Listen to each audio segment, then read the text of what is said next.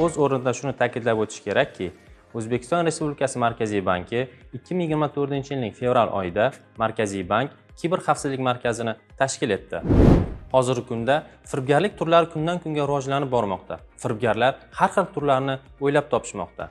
Keling, bugun sizlar bilan eng ommaboplardan birini ko'rib chiqamiz. Sizga shunday APK formatdagi fayllar begona shaxslardan yoki tanishlaringizdan keladigan bo'lsa, uni yuklab olishga shoshilmang. Bu zararli fayl sizning telefoningizda ko'plab funksiyalardan foydalanish uchun ruxsat beradi.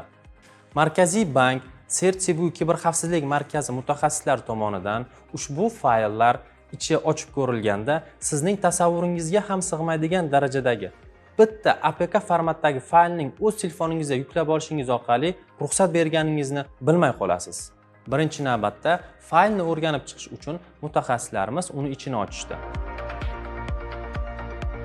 Firibgarlar fuqarolarning ishonchlariga kirib olish maqsadida O'zbekiston Respublikasi Markaziy bankining logotipidan foydalanishgan. Ko'rib turganingizdek, o'ng tomon tepa qismida yoqish tugmasi bor yoki bo'lmasam o'rtada enable tugmasi mavjud. Uni bosishingiz bilan firibgarlar sizning telefoningizga noqonuniy yo'l bilan foydalanish uchun ruxsat oladi. Endi esa keling, ularning IP manzillarini qidirib ko'ramiz. Xo'sh, IP manzilini bildik. Endi esa bu qayerga va qaysi provayderga olib borishini bilib olamiz. Ko'rib turganingizdek, bu xorijdagi axborot resurslari va tizimlari yo'nalgan. Bu IP manzil ishlatishga olgan provayderning nomi esa vaqtinchalik sir saqlanadi. Xavfsizlik nuqtai nazaridan. IP manzil orqali kirayotgan qurilmaning qaysi operatsion sistemada ekanligini endi ko'rib chiqamiz. Bu yerda bu operatsion sistema Microsoft ekanligini ko'rsak bo'ladi. Bu zararli APK formatdagi faylni ichini ochib ketaversak, ko'plab ma'lumotlarga ega bo'laveramiz. Keling, mavzudan chetlashmaylik. Zararli APK fayllar fuqarolar telefoniga keluvchi SMSlarni o'qish imkoniyatini beradi. Bu esa bank, to'lov tashkilotlari va to'lov tizim operatorlari tomonidan keluvchi bir martalik OTP kodini firibgarlar olish imkoniyati yaratadi.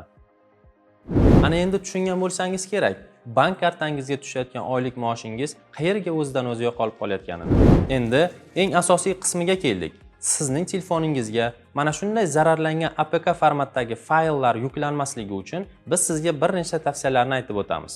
Birinchisi, ijtimoiy tarmoq messenjerlaringizga 2 etapli himoya tizimini yoqib qo'yishingizni taklif qilamiz.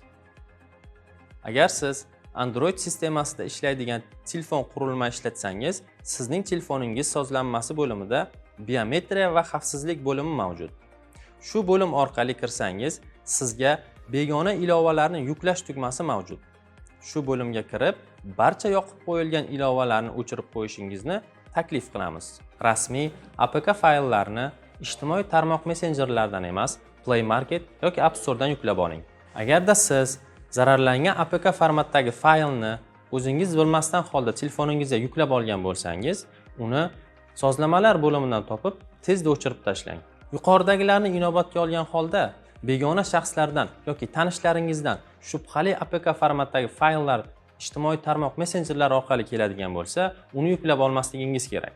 2025-yilda fuqarolarimiz duch kelishi mumkin bo'lgan yangi firibgarlik turlarini keyingi videolarimizda yoritib boramiz.